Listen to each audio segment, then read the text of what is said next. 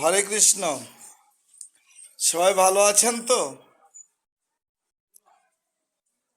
গতকাল তো খুব একটা ভালো সময় কাটেনি। আজকে দাঁড়িয়েছি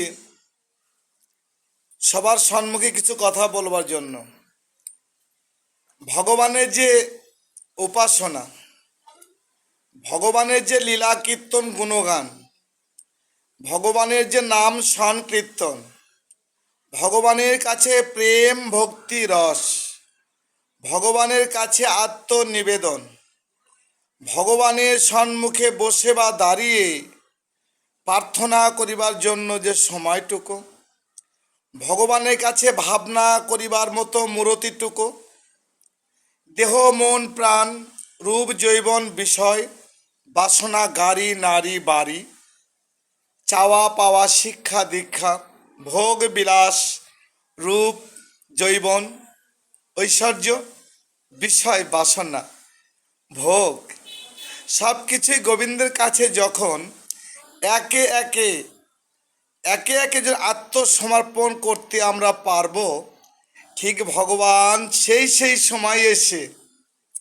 যার যতটুকু ত্যাগ হয়েছে ততটুকু ভগবান নিজে এসে বলেছেন যে আমি তার পূর্ণতা দিয়ে যাব।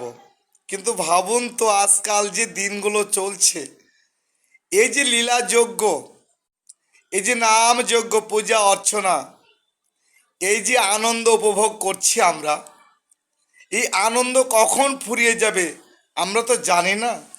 তবে আমি দেখেছি, মানব দেহে যখন দুরারোগ্য রোগ, কষ্ট, অসহনীয় ব্যথা, মনের যাতনা যখন আসে না, তখন মনে হয় হে গোবিন্দ, তোমার কৃপা ব্যতীত তো আমি বাঁচব না। কিন্তু এইটা তো আমরা বলি না, এইটা আমরা বলবার মতো সময় পাই না। কেন পাই না? আমাদের আছে কামনা আর বাসনা। তাই হেজি ভেবে দেখো, ধর্ম এমন একটি জিনিস যা কাউকে করে কখনো দেখানো যায় না।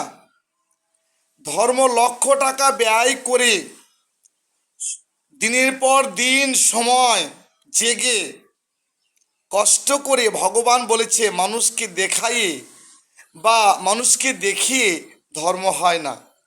ধর্ম হলো নিজ নিজ আত্মাতে আত্মার শান্তি কামনা করতে হবে। যেমন আত্মাই আত্মার শত্রু, আত্মাই আত্মার বন্ধু। শাস্ত্রে বলেছেন, হে জীব, তোমরা একবার ভেবে দেখো, আমি গীতায় 700 শ্লোকে যে কথাগুলো বলেছি, তোমরা একটু একটু করে প্রতিদিন অধ্যয়ন করলে সব কিছুই জানতে পারবে। এত সুগার কোথাও নেই। হরিবল। আবার দেখা হবে। নিতাই গৌর হরিবল। সবাই সুখী থাকবেন। কেমন? কথাগুলো ভুল হলে মার্জনীয়, অপরাধ। হরে কৃষ্ণ।